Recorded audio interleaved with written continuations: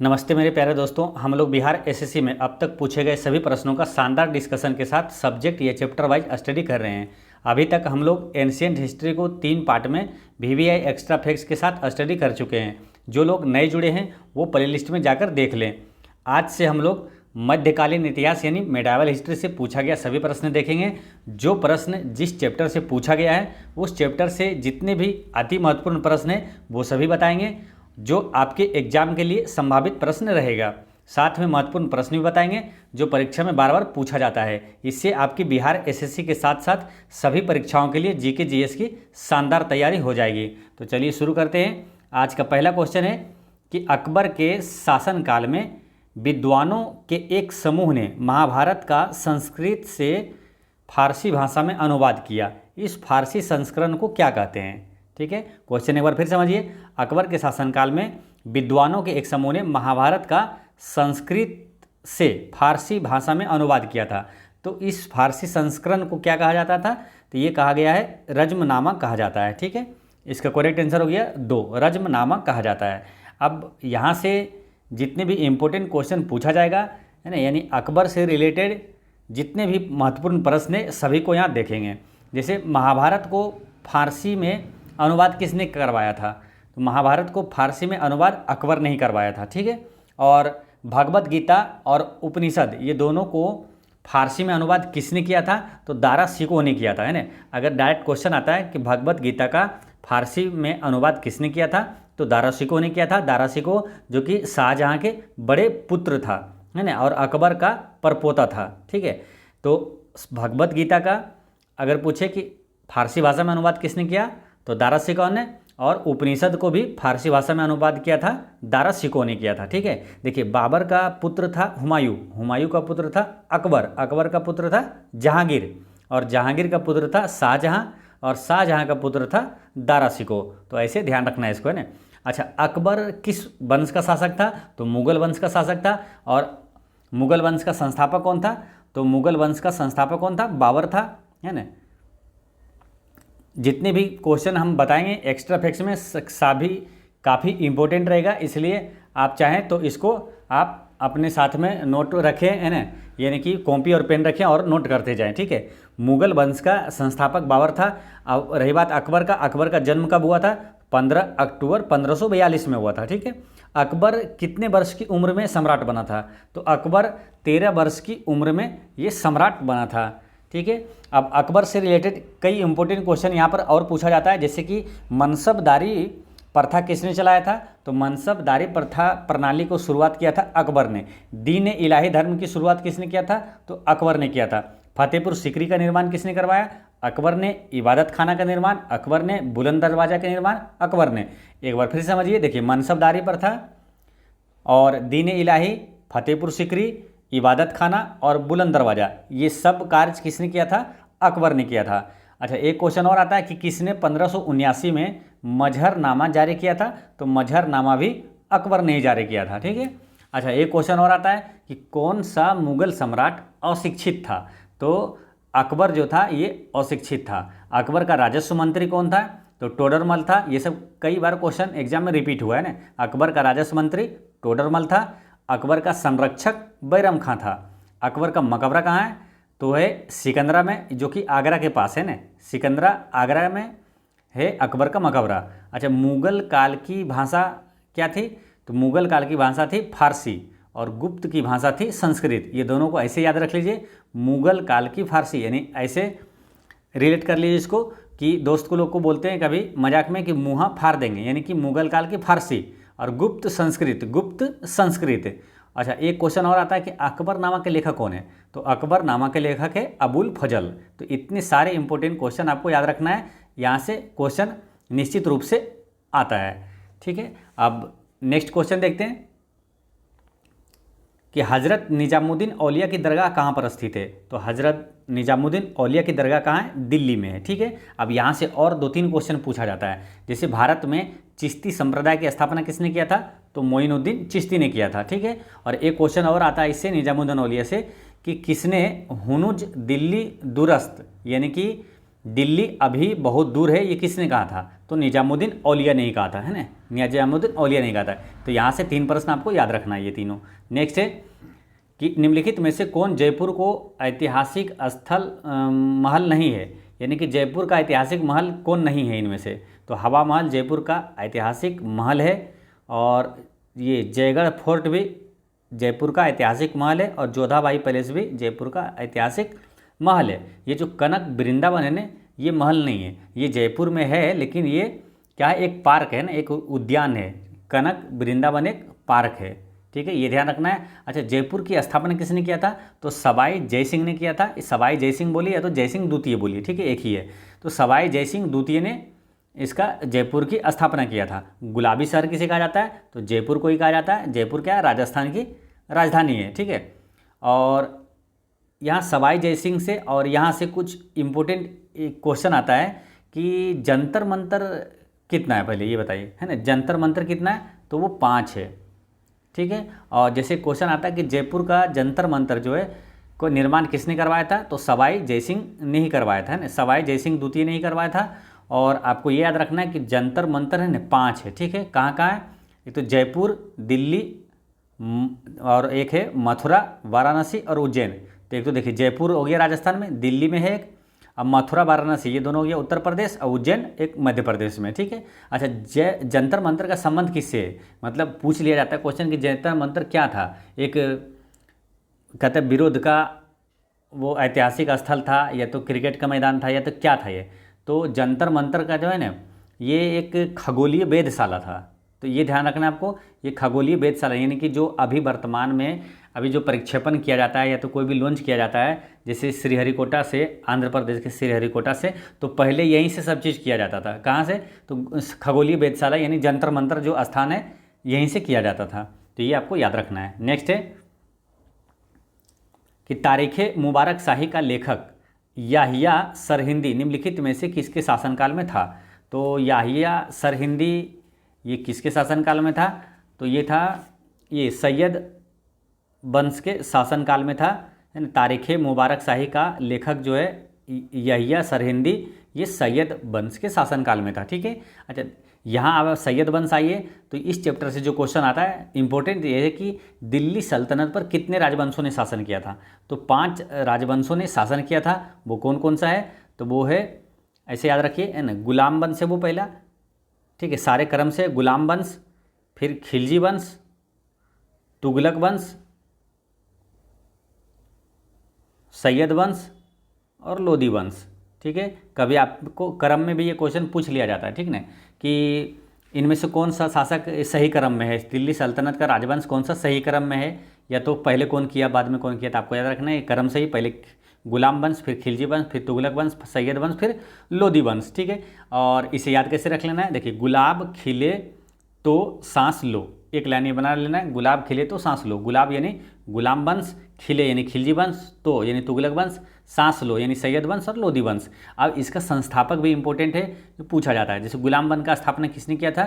तो कुतुबुद्दीन ऐबक ने किया था। अगर पूछे गुलाम वंश का वास्तविक संस्थापक कौन था, तो वो था इल्तुतमिश, ठीक है। ये गुलाम वंश की हो गई। खिलजी वंश का संस्थापक कौन था?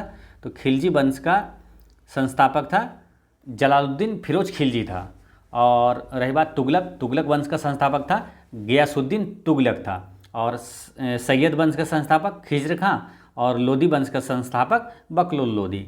नेक्स्ट है कि तुगलक वंश का अंतिम शासक कौन था? तो तुगलक वंश का अंतिम शासक इनमें से कोई नहीं है। क्यों मालूम? ये तुगलक वंश का अंतिम शासक था नसरुद्दीन महमूद था, नसरुद्दीन महमूद, जो कि ऑप्शन में है नहीं, तो इसका आंसर होता है 4। तुगलक वंश का अंतिम शासक था। तुगलक वंश का संस्थापक कौन था? तो गियासुद्दीन तुगलक था। और यहाँ से क्वेश्चन आता है कि इब्न बतूता के भारत आने पर दिल्ली सल्तनत का शासक कौन था? तो ये मोहम्मद बिन तुगलक था, ठीक है, मोहम्मद बिन तुगलक ही था इब्न बतूता जब भारत आया था, ठीक है। इब्न बतूता कहाँ का यात्री था? तो ये मोरक्को का यात्री था। ये भी काफ़ी इंपॉर्टेंट क्वेश्चन है ना, इब्न बतूता कहाँ का यात्री था, ये भी क्वेश्चन कई बार एग्जामों में आया है, तो ये ध्यान रखना है। इब्न बतूता पहले आया था किसके समय? मोहम्मद बिन तुगलक के समय। और इब्न बतूता कहाँ का यात्री था? तो मोरक्को का यात्री था। नेक्स्ट है कि निम्नलिखित में से किस नगर में चार मीनार स्थित है। तो चार मीनार कहाँ है, हैदराबाद में है। अब इस टाइप से 3 क्वेश्चन आता है, एक तो हो गया चार मीनार, एक है झूलता मीनार और एक है कुतुब मीनार। तो चार मीनार कहाँ है, हैदराबाद में। और झूलता मीनार कहाँ है, तो वो अहमदाबाद में। और कुतुब मीनार दिल्ली में।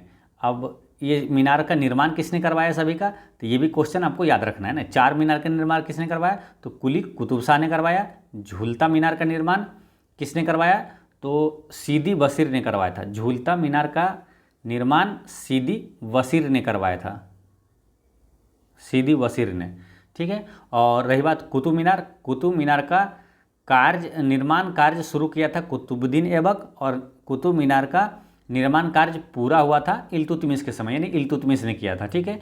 यानी कि ऐसे समझिए कि कुतुब मीनार का जो नींव रखा था किसने, कुतुबुद्दीन ऐबक ने। और इसका निर्माण कार्य पूरा किया किसने, इल्तुतमिश ने किया था। नेक्स्ट है कि सवाई जय सिंह द्वारा प्रथम वेधशाला कहाँ स्थापित की गई थी। तो प्रथम वेधशाला ये जयपुर में स्थापित किया गया था। तो बात वही हो रही है जंतर मंतर की, ठीक है। अब ये जंतर मंतर कितने हैं, तो 5 है। कहाँ कहाँ है, तो वो जयपुर, पहला जयपुर, दिल्ली, ठीक है, और उज्जैन, मथुरा, वाराणसी, 5 जगह है। जयपुर में हो गया राजस्थान में, दिल्ली में हो गया एक, और एक है उज्जैन मध्य प्रदेश, और मथुरा वाराणसी उत्तर प्रदेश में। तो ये 5 जगह जंतर मंतर है, ठीक है। और राजस्थान की राजधानी क्या है, तो वो है जयपुर। और गुलाबी शहर किसे कहा जाता है, तो जयपुर को कहा जाता है। नेक्स्ट है कि निम्नलिखित किस मुगल शासक का मकबरा भारत में नहीं है। तो भारत में नहीं है किसका, तो ये जहांगीर का मकबरा जो है ना भारत में नहीं है, क्योंकि जहांगीर का मकबरा पाकिस्तान के लाहौर में है, ठीक है। अब देखिए किसका मुगल शासक का मकबरा कहाँ है, ये क्वेश्चन भी एग्जाम में निश्चित रूप से पूछा जाता है, काफ़ी इंपॉर्टेंट बनता है, ठीक है। तो इसलिए सारे का मकबरा कहाँ है याद रख लेंगे यहाँ पर, ठीक है। तो जैसे जहांगीर का मकबरा हो गया पाकिस्तान के लाहौर में। औरंगजेब का मकबरा कहाँ है, औरंगाबाद में। औरंगाबाद कौन, बिहार वाला नहीं, ये औरंगाबाद है, वो महाराष्ट्र वाला है ना, महाराष्ट्र में भी एक औरंगाबाद है। और हुमायूं का मकबरा कहाँ है, तो दिल्ली में है, इसे याद ऐसे रख लीजिए, हुमायूं का दिल बड़ा है। हुमायूं का दिल बड़ा है, यानी हुमायूं का मकबरा कहाँ है, दिल्ली में है। और अकबर का मकबरा कहाँ है, अकबर का मकबरा है सिकंदरा में। सिकंदरा कौन, ये जम्मू वाला सिकंदरा नहीं, बिहार वाला, ये सिकंदरा है आगरा के पास है, तो ये ध्यान रखना है ना। अच्छा, बाबर का मकबरा कहाँ है, तो काबुल में है। काबुल का अफगानिस्तान में।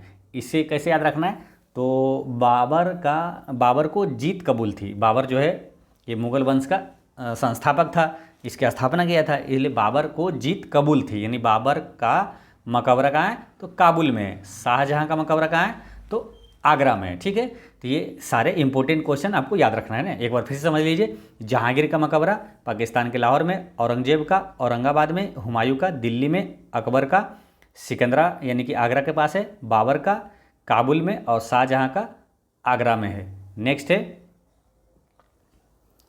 मोहम्मद गौरी के किस दास ने बंगाल एवं बिहार पर विजय प्राप्त की थी। तो मोहम्मद गौरी के किस दास ने बंगाल एवं बिहार पर विजय प्राप्त किया था, तो ये किया था बख्तियार खिलजी ने, है ना। इसका करेक्ट आंसर है बख्तियार खिलजी ने, ठीक है। अब बख्तियार खिलजी से कुछ याद आ रहा है, नालंदा विश्वविद्यालय को ध्वस्त किसने किया था, तो यही इसी ने किया था ना। नालंदा विश्वविद्यालय या तो फिर इसको बोलिए विक्रमशिला विश्वविद्यालय, ये दोनों को नष्ट किसने किया था, तो बख्तियार खिलजी ने ही किया था, ठीक है। और रही बात, एक क्वेश्चन आया था किसका, मोहम्मद गौरी का। तो मोहम्मद गौरी से 2 क्वेश्चन और याद रखना है कि जो तराइन का प्रथम युद्ध हुआ था और तराइन का द्वितीय युद्ध हुआ था, ये दोनों मोहम्मद गौरी लड़ा था। यानी कि तराइन का प्रथम युद्ध पृथ्वीराज चौहान और मोहम्मद गौरी के बीच हुआ था, और दूसरा युद्ध भी 1192 में, पहला 1191 में है ना, दोनों लगातार हुआ था। तराइन का प्रथम युद्ध 1191, तराइन का दूसरा युद्ध 1192 ईस्वी में हुआ था, और किसके, पृथ्वीराज चौहान और मोहम्मद गौरी के बीच हुआ था, ठीक है। तराइन का पहला युद्ध पृथ्वीराज चौहान विजयी रहा था, ठीक है, और तराइन का दूसरा युद्ध में मोहम्मद गौरी विजयी रहा था, ठीक है। अच्छा, मोहम्मद गौरी का गुलाम कौन था, तो कुतुबुद्दीन ऐबक था, और कुतुबुद्दीन ऐबक का गुलाम इल्तुतमिश था। नेक्स्ट है कि अष्टप्रधान मंत्रिपरिषद किसके शासनकाल में थी। तो अष्टप्रधान किसके शासनकाल में था, तो अष्टप्रधान था ये शिवाजी के दरबार में रहता था, ठीक है। अब इसी तरह कन्फ्यूजन वाला आता है अष्ट दिग्गज, है ना, तो इसको भी यहाँ पर देखेंगे। जो भी कन्फ्यूजन वाला प्रश्न होता है हमेशा एक साथ रिवीजन करना चाहिए। तो अष्टप्रधान है तो ये शिवाजी में हो गया। एक है अष्टदिग्गज, तो अष्टदिग्गज रहता था किसके, कृष्णदेव राय के दरबार में रहता था। तो इसे रिलेट कर लीजिए ताकि भूले नहीं कभी।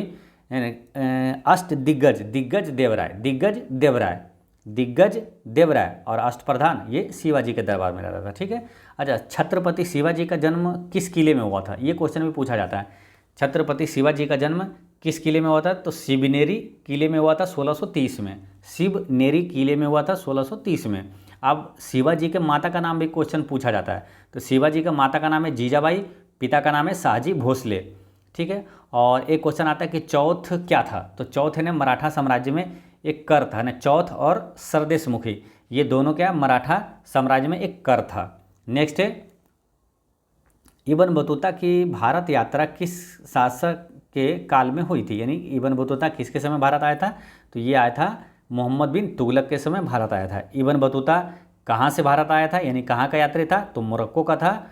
और इब्न बतूता से एक क्वेश्चन और आता है कि रिहला पुस्तक के लेखक कौन है, तो रिहला पुस्तक के लेखक इब्न बतूता ही है। ठीक है, ये ध्यान रखना है। अच्छा, ये इब्न बतूता किसके समय भारत आया, तो मोहम्मद बिन तुगलक के समय। इस तरह से दो प्रश्न और पूछा जाता है, दो तीन। कौन का, तो एक है ने ह्वेनसोंग किसके समय आया, तो हर्षवर्धन के समय। और अलबरूनी जो है वो महमूद गजनवी के समय आया था, महमूद गजनवी के साथ आया था अलबरूनी। नेक्स्ट है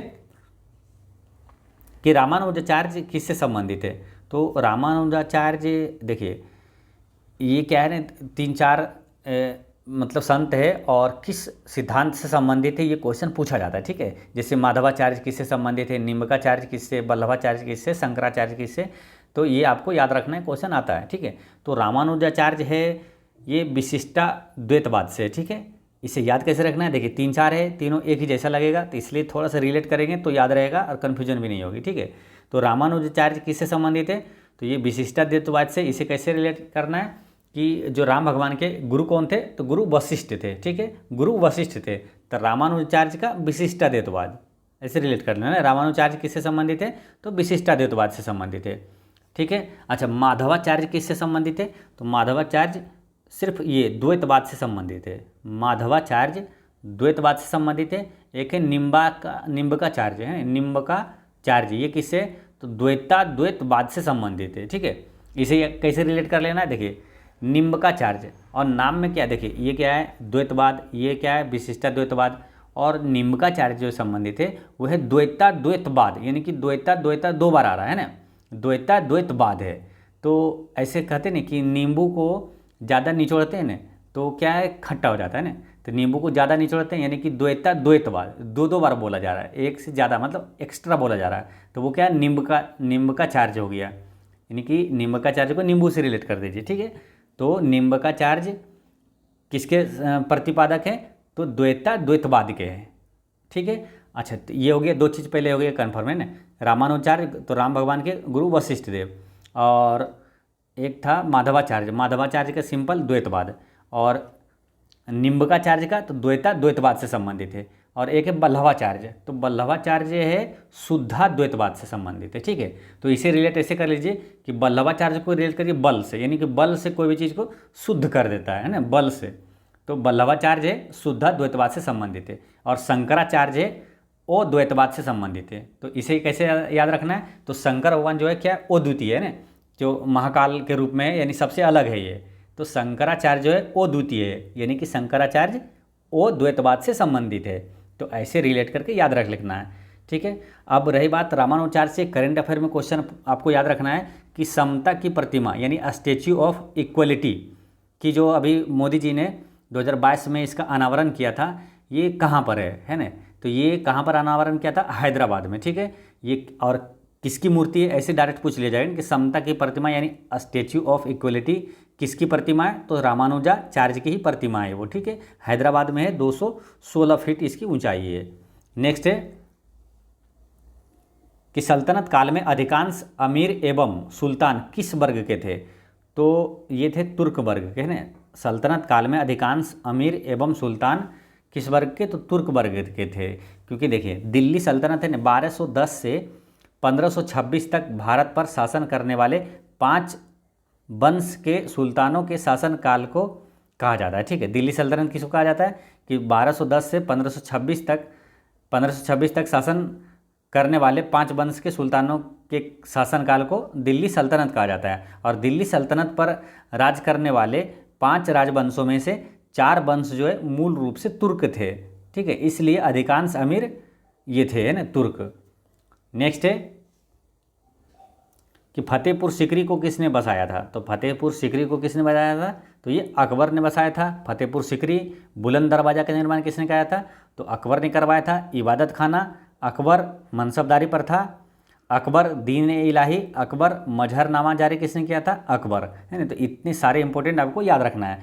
फतेहपुर सीकरी, बुलंद दरवाजा, इबादत खाना, मनसबदारी प्रणाली, दीन इलाही और मजहरनामा की जारी किसने किया था? तो अकबर ने किया था। नेक्स्ट है कि बीबी का मकबरा कहाँ स्थित है? तो बीबी का मकबरा जो है ये स्थित है औरंगाबाद में, ठीक है ना। बीबी का मकबरा औरंगाबाद में। और बीबी का मकबरा ये किसका है? तो ये औरंगजेब की पत्नी जो है रबिया उद दौरानी, या तो इसका दूसरा नाम है दिलराज बानो बेगम का मकबरा है, उसे बीबी का मकबरा कहा गया है, ठीक है। अच्छा, औरंगजेब का मकबरा कहाँ है? तो वो औरंगाबाद में है। कहाँ? महाराष्ट्र में।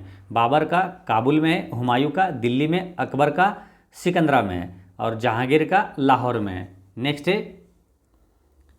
कि भारत में सबसे ऊंचा दरवाज़ा कौन सा है? तो सबसे ऊंचा दरवाज़ा भारत में है बुलंद दरवाज़ा। बुलंद दरवाज़ा है कहाँ? तो उत्तर प्रदेश के आगरा के निकट स्थित फतेहपुर सीकरी में स्थित एक प्रवेश द्वार है, जो कि भारत का सबसे ऊंचा दरवाज़ा है, बुलंद दरवाज़ा, ठीक है। अच्छा, अकबर ने किसके विजय के उपलक्ष्य में बुलंद दरवाज़ा का निर्माण करवाया था?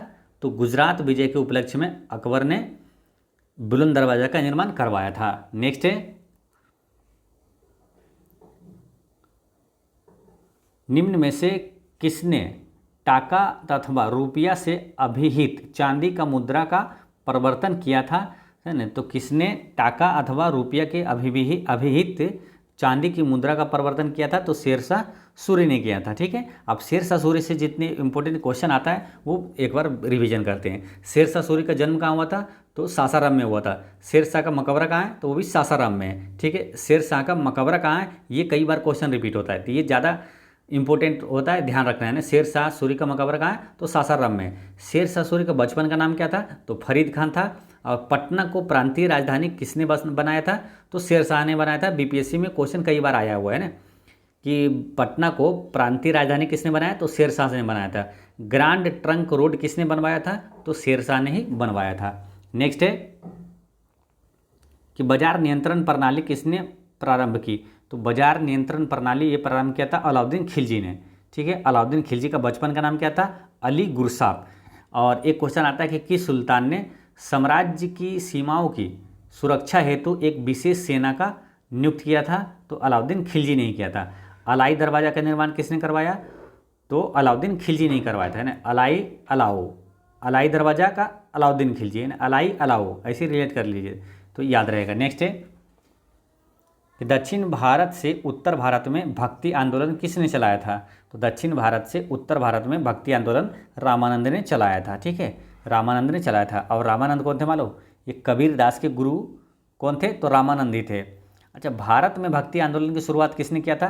तो रामानुज ने किया था। भारत में भक्ति आंदोलन की शुरुआत रामानुज ने किया था। और रही बात ये शंकराचार्य, तो ये किस सिद्धांत के प्रतिपादक है? और द्वैतवाद के प्रतिपादक है।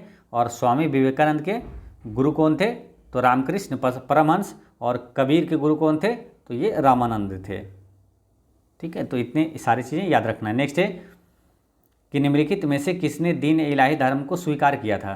तो दीन इलाही धर्म को स्वीकार किया था बीरबल ने, ठीक है। दीन इलाही धर्म को स्थापना किसने किया था? इसका शुरुआत किसने किया था? तो ये किया था अकबर ने 1582 ईस्वी में। अच्छा, अकबर का जो यहाँ पूछा जाता है ना कि अकबर का सेना का प्रधान सेनापति कौन था? तो अकबर का सेना का प्रधान सेनापति था ये मान सिंह, ठीक है, मान सिंह। और टोडरमल कौन था? ये भी क्वेश्चन इंपॉर्टेंट आता है। देखिए, जितने भी बताएंगे सारे इंपॉर्टेंट क्वेश्चन ही बताएंगे, सारे मोस्ट इंपॉर्टेंट क्वेश्चन मेरा रहेगा, ठीक है। तो ये सारे क्वेश्चन को आपको याद रखना है। जैसे मान सिंह जो था अकबर के सेनापति का प्रधान सेनापति था, ठीक है। अकबर का राजस्व मंत्री कौन था? तो टोडरमल था। और एक आता है अकबर का संरक्षक कौन था? तो वो बैरम खां था। तो ये सारी चीज़ें याद रखना है। रही बात बीरबल की, बीरबल का बचपन का नाम क्या था? तो महेश दास था। नेक्स्ट है कि हुनुज दिल्ली दुरुस्त, अभी दिल्ली दूर है, ये किसने कहा था? तो ये कहा था निजामुद्दीन औलिया ने कहा था, है ना। निजामुद्दीन औलिया ने कहा था कि दिल्ली अभी दूर है। अच्छा, निजामुद्दीन औलिया की दरगाह कहाँ है? तो वो दिल्ली में है। अच्छा, भारत में चिश्ती संप्रदाय का स्थापना किसने किया था? तो मोइनुद्दीन चिश्ती ने किया था। नेक्स्ट है कि किसके शासनकाल में सबसे अधिक मंगोल आक्रमण हुए? तो इसका आंसर बुक में दिया हुआ है, क्या मालूम? वो दिया है मोहम्मद बिन तुगलक, लेकिन इसका करेक्ट आंसर क्या है? इसका करेक्ट आंसर होगा अलाउद्दीन खिलजी होगा। अलाउद्दीन खिलजी के समय सबसे ज़्यादा मंगोल आक्रमण हुआ था। ठीक है, तो अलाउद्दीन खिलजी से और क्या क्वेश्चन आता है कि अलाउद्दीन खिलजी का बचपन का नाम अली गुरसाब था, और बाजार नियंत्रण प्रणाली का प्रारंभ किसने किया था? तो अलाउद्दीन खिलजी ने किया था। अलाई दरवाज़ा का निर्माण अलाउद्दीन खिलजी ने करवाया था। नेक्स्ट है कि दिल्ली सल्तनत की दरबारी भाषा थी। तो दिल्ली सल्तनत की दरबारी भाषा क्या थी? तो ये थी फारसी। ठीक है, भाषा से 2-3 इंपॉर्टेंट क्वेश्चन जो बार बार आता है, ये जो दिल्ली सल्तनत की दरबारी भाषा हो गया फारसी। मुगल काल की आधिकारिक भाषा क्या थी? तो वो भी फारसी थी। ठीक है, यानी कि दिल्ली सल्तनत और मुगल काल ये दोनों का फारसी था। और गुप्त काल की भाषा क्या थी? संस्कृत, गुप्त संस्कृत, है ना, गुप्त संस्कृत। ठीक है, अब दिल्ली सल्तनत की बात करते हैं। दिल्ली सल्तनत का संस्थापक कौन है? तो कुतुबुद्दीन ऐबक है। गुलाम वंश का भी संस्थापक पूछे तो कुतुबुद्दीन ऐबक है। और गुलाम वंश का वास्तविक संस्थापक पूछे तो वो इल्तुतमिश है। नेक्स्ट है कि सिखों के 10वें गुरु गोविंद सिंह का जन्म कहाँ हुआ था? तो पटना साहिब में हुआ था इनका जन्म, गुरु गोविंद सिंह का, जो कि 10वें गुरु थे, है ना। तो पटना साहिब में हुआ था, ये ध्यान रखना है। और गुरु गोविंद सिंह का जन्म कब हुआ था?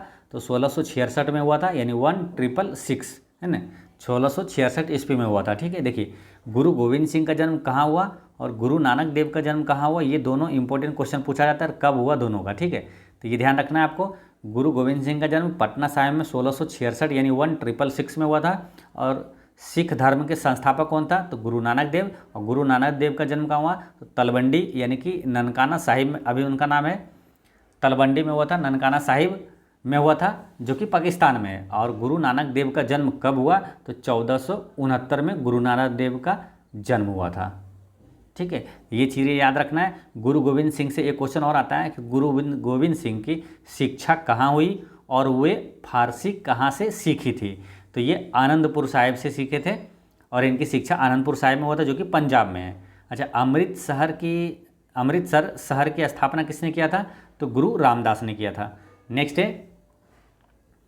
कि निम्नलिखित में से किसने भारत पर सर्वप्रथम आक्रमण किया था? तो भारत में सर्वप्रथम आक्रमण किया था अरबों ने। ठीक है, अरबों में कौन था? वो मोहम्मद बिन कासिम था। ठीक है, मोहम्मद बिन कासिम ने 711 ईस्वी में भारत पर आक्रमण किया था। ठीक है, और एक क्वेश्चन और आता है मोहम्मद बिन कासिम से कि भारत में जजिया कर सर्वप्रथम किसने लगाया था? तो मोहम्मद बिन कासिम ने ही लगाया था। और ब्राह्मणों पर सर्वप्रथम जजिया कर किसने लगाया था? तो फिरोज तुगलक ने लगाया था। तो इतनी सारी चीज़ें आपको याद रखना है। तो दोस्तों, इस तरह से मेडाइवल हिस्ट्री से पूछा गया सभी प्रश्नों का पार्ट 1 वीडियो होता है समाप्त। और पिछले वीडियो में मैंने आपसे क्वेश्चन पूछा था कि किस स्थान पर महावीर स्वामी की मृत्यु हुई थी? तो ये पावापुरी में महावीर स्वामी की मृत्यु हुई थी। और आज का क्वेश्चन है कि महावीर स्वामी का जन्म कहाँ हुआ था? तो इसका आंसर आप कमेंट में दीजिएगा, और कोई भी डाउट हो तो कमेंट में पूछिएगा। और एक चीज़ हमेशा याद रखना है कि आपकी मुस्कान एक अनमोल खजाना है, इसे छोटी छोटी बातों में खोने ना दें। पढ़ते रहें, मुस्कुराते रहें। जय हिंद दोस्तों।